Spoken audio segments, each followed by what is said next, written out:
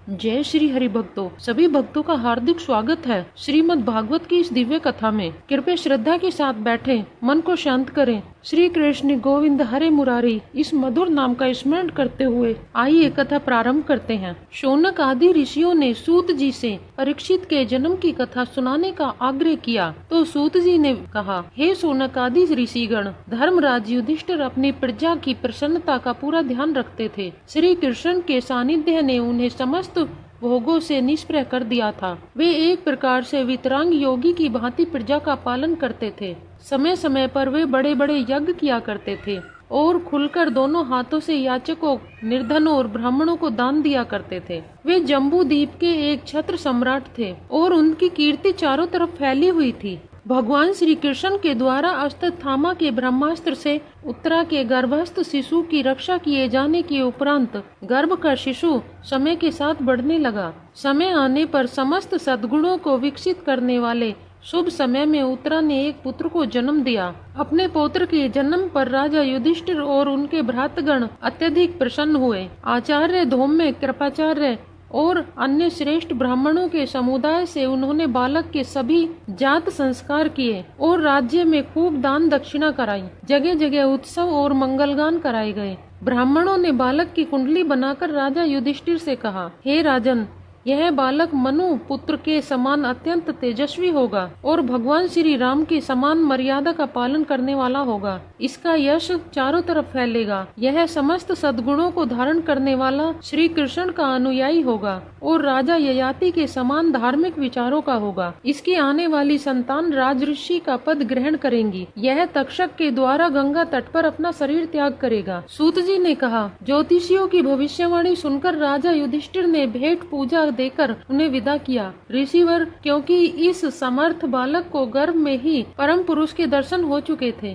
और वह जन्म के उपरांत लोगों के चेहरों में उस परम पुरुष की छाया ढूंढने का प्रयत्न करता रहता था और उनकी परीक्षा लेता रहता था, इसलिए लोगों ने इसे परीक्षित कहना आरंभ कर दिया। यही नाम उसका पड़ गया था और वह राजा परीक्षित के नाम से प्रसिद्ध हुआ। राजा युधिष्ठिर ने उसकी शिक्षा दीक्षा का पूरा प्रबंध कर दिया था। धीरे धीरे बालक बड़ा हो गया। राजा ने उसकी प्रसन्नता के लिए कई अश्वमेध यज्ञ भी किए। सूत जी कहते हैं, हे ऋषिवर, पांडवों के स्वर्गवासी हो जाने के बाद भगवान श्री कृष्ण के भक्त राजा परीक्षित कुरु साम्राज्य का शासन करने लगे। वे अत्यंत धर्मात्मा और न्यायप्रिय राजा थे। उत्तर की पुत्री इरावती से राजा परीक्षित का विवाह हुआ था, जिससे उन्हें 4 पुत्र प्राप्त हुए। सबसे बड़ा जन्मेजय था। कृपाचार्य को आचार्य बनाकर राजा परीक्षित ने गंगा तट पर 3 बार अश्वमेध यज्ञ किए थे और ब्राह्मणों को प्रचुर मात्रा में दान दिया था। एक बार दिग्विजयी के समय राजा परीक्षित ने देखा कि कलयुग शूद्र का रूप धारण करके एक गाय और बैल के जोड़े को लात घूंसों से मार रहा है। तब उन्होंने उसे बुलाकर भारी दंड दिया। शौनक ऋषि ने पूछा, सूत जी,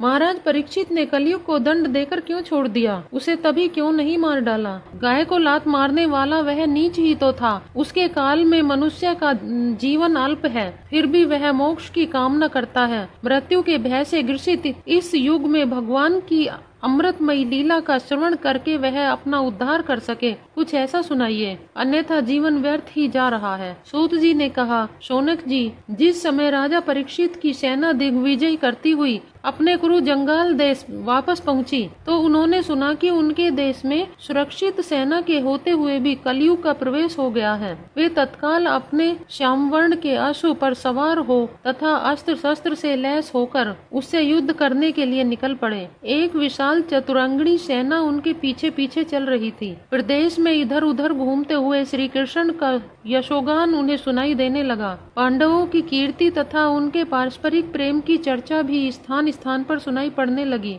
इससे उनका मन प्रसन्न हो उठा। जगह जगह के लोग उपहार देने के लिए उनके निकट आते तो वे बड़े प्रेम से स्वीकार कर लेते। एक दिन अपने शिविर के पास उन्होंने देखा कि एक बैल एक पैर से इधर उधर घूम रहा है और उसके पास में ही एक गाय खड़ी होकर उसे निहार रही है। पुत्र की दशा देखकर गाय की आंखों में अश्रु बहने लगे। बैल ने गाय से पूछा, हे कल्याणी, तुम अश्रु क्यों बहा रही हो? तुम्हें क्या दुख है? कहीं तुम मेरे इन टूटे हुए 3 पैरों को देखकर तो दुखी नहीं हो रही हो? इसके अतिरिक्त अन्य कोई कारण हो तो कहो। ऐसा लगता है कि बड़े बड़े बलवानों को भी पराजित कर देने वाला काल तुम्हारे सौभाग्य को छीनने आ पहुँचा है। क्या बात है? अपने दुख का कारण मुझे बताओ। गाय बोली, हे पुत्र, मैं जानती हूँ कि तुम बैल के रूप में अपाहिज होकर चलने वाले धर्म हो। मैं भी गाय के रूप में पृथ्वी हूँ। जिस भगवान गोपाल श्री कृष्ण के सहारे तुम पृथ्वी पर अपने चारों पैरों से विचरण करते थे और जन जीवन में सत्य, दया, क्षमा, पवित्रता, त्याग, संतोष, सरलता,